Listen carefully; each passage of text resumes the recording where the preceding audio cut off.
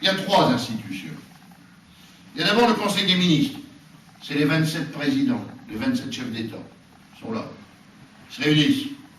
Puis comme ils ne peuvent pas tout faire, ben, ils ont mis en place une commission européenne, avec des commissaires. Il y en a 27. Chacun désignant son commissaire. Vous imaginez que si le mec est de droite, il ne choisit pas le socialiste comme commissaire. Et comme la grande majorité des pays est de droite, eh bien l'ensemble des commissaires sont de droite. Le seul commissaire qui est socialiste, parce que c'était le seul pays qui était socialiste en 2004, eh bien c'était la Tchéquie à l'époque.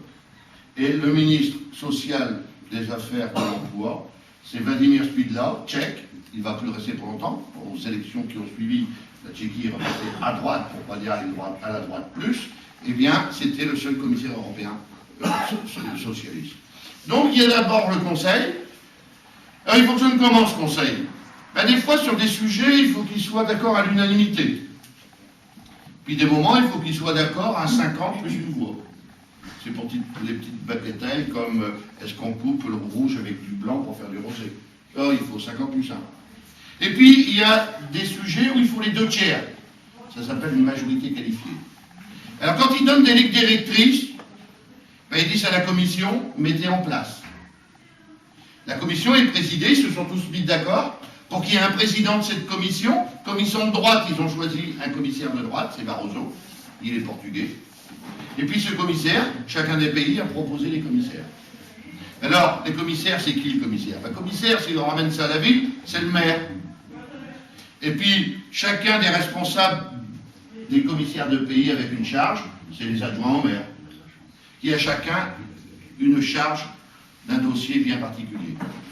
Puis, à côté de ça, il y a une institution, la 3e, qui s'appelle le Parlement européen. Et le Parlement européen, grâce à Lionel Jospin, et grâce au traité de Nice, eh bien, elle a un pouvoir. Elle a un pouvoir législatif avec le Conseil. Elle a un pouvoir budgétaire avec le Conseil, ce qu'elle n'avait pas auparavant. Et elle a un pouvoir de contrôle sur le fonctionnement de l'Europe.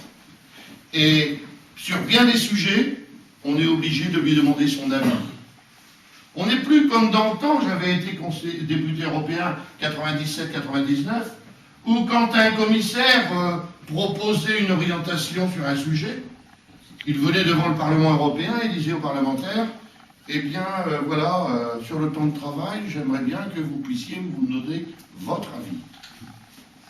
Alors, le Parlement travaillait, il donnait un avis.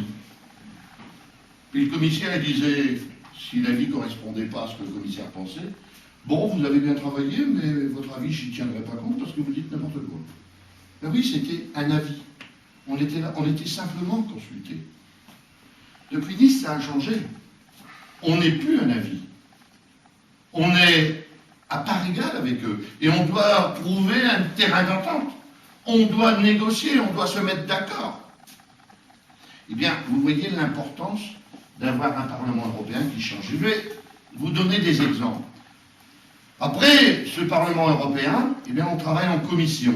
Alors, ça vit comment un parlementaire européen? Eh bien, il a une semaine, du lundi au jeudi, souvent lundi après-midi, jeudi matin, il est en commission.